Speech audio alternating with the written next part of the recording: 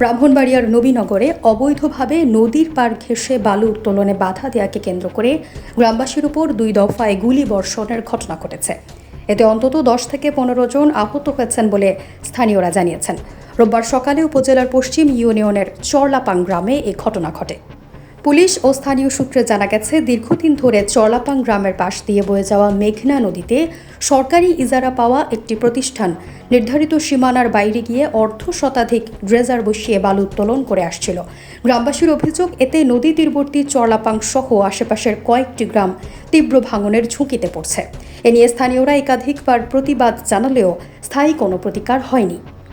রোববার সকালে গ্রামবাসী ফসলি জমির ধান কেটে নেওয়ার অভিযোগে প্রতিবাদ জানালে 20 থেকে 30 জন অস্ত্রধারী ব্যক্তি গ্রামে ঢুকে হামলা চালায়। স্থানীয়দের দাবি, এ সময় 2 দফায় কয়েক রাউন্ড গুলি ছোড়া হয়।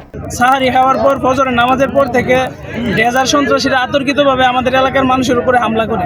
মানুষ তাদের জমি রক্ষার জন্য মাঠে আসে, মাঠের মধ্যে আতর্কিতভাবে তারা অস্ত্রধারী কিছু লোক নিয়ে আসে, এরা 5-7টা বুট দিয়ে আসে, অস্ত্র নিয়ে সবাই মানুষের উপরে হামলা করে। তারপরে নরসিংদীর চরাঞ্চলের মির্জাচর, বাঁশগাড়ি সহ আরো বেশ কিছু এলাকার লোক 20 থেকে 30 জন লোক, সবার কাছে অস্ত্র 2টা করে, একটা করে না, প্রায় 2-3 হাজার গুলি করছে। আপনার মনে করেন যে তাদের একটা সাইড আছে, দলীয় সাইড, তারা দলীয় সাইড মিলে 71 হয়েছে, এটা বাঁশগাড়ি মির্জাচর যা আছে সব মিলা তারা মন ইচ্ছা মত গুলি করছে এবং তারা এরকম হুমকি দিয়ে গেছে, যতক্ষণ পুলিশ থাকবে পুলিশের পর তারা আমাদেরকে আবার দেখবে। এখন আমাদের আগে যদি খেমনা হই, আমাদের বাঁচার কোনো রাস্তা নেই। গুলিবদ্ধ ও আহতদের মধ্যে নুরুল আমিন, রূপু মিয়া, সফর মিয়া, সিয়াম হোসেন ও ইব্রাহিম মিয়া রয়েছেন। তাদের নবীনগর উপজেলা স্বাস্থ্য কমপ্লেক্সে ভর্তি করা হয়েছে। প্রতিদিনই আমাদের প্রতিনিয়ত ফসলি জমি কেটে নিয়ে যাচ্ছে, তখন এরা বাধা দেওয়াতে এরা এলোপাতারি গুলি করে। যারা সাইমুল টাটাস, পায়েল মুক্তারের সন্ত্রাসী বাহিনী এগুলা গুলি করা।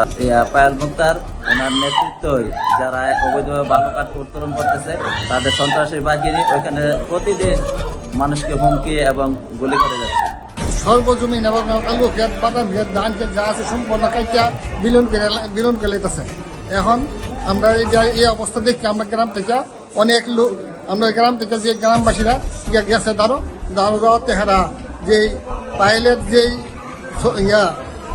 সন্ত্রাসটা মানে 10-15 জন সন্ত্রাস টান উইটটা গুল্লি করছে। গুল্লি করে 10-15 জন মানুষ আহত হয়েছে। কিছু মনে বহনগর হাসপাতাল আছে আর কিছু মনে নবীনগর হাসপাতালে। তারপরে আমাদের গ্রামবাসী সবাই একসাথে হয়ে মিলে যাই বাধা দিতে, তারপরে ওরা কি করে গুলি করতে আসে, সবাইকে অনেকের আহত করছে। এলাকাবাসীর আরও অভিযোগ, প্রতিটি ড্রেজারের সঙ্গে থাকা অস্ত্রধারীরা চরলাপাং গ্রামের কৃষিজমি থেকে জোরপূর্বক ফসল কেটে নিয়ে যায়। প্রশাসন মাঝে মধ্যে অভিযান চালালেও কয়েকদিন বন্ধ থাকার পর আবারও বালু উত্তোলন শুরু হয়। ঘটনার খবর পেয়ে জেলার অতিরিক্ত পুলিশ সুপার পিয়াস বসাক ও নবীনগর থানার ভারপ্রাপ্ত কর্মকর্তা রফিকুল ইসলাম ঘটনাস্থল পরিদর্শন করেন।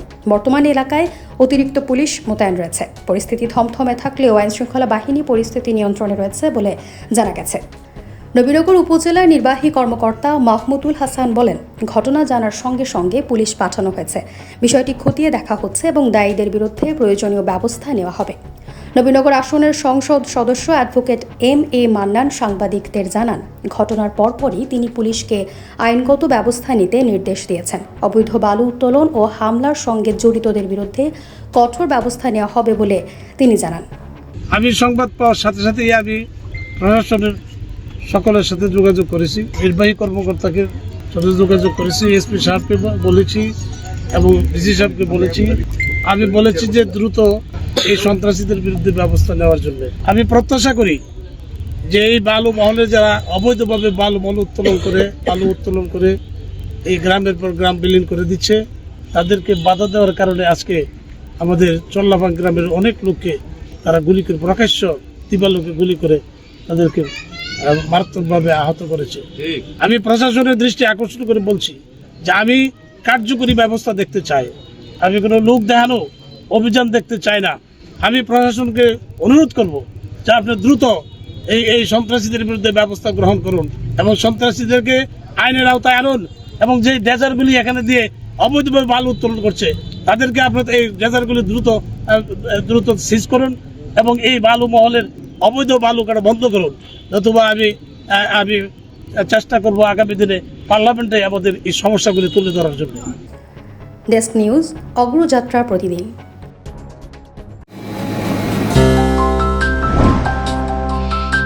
অগ্রযাত্রা প্রতিদিন, নির্ভীক প্রত্যয়ে উজ্জীবিত।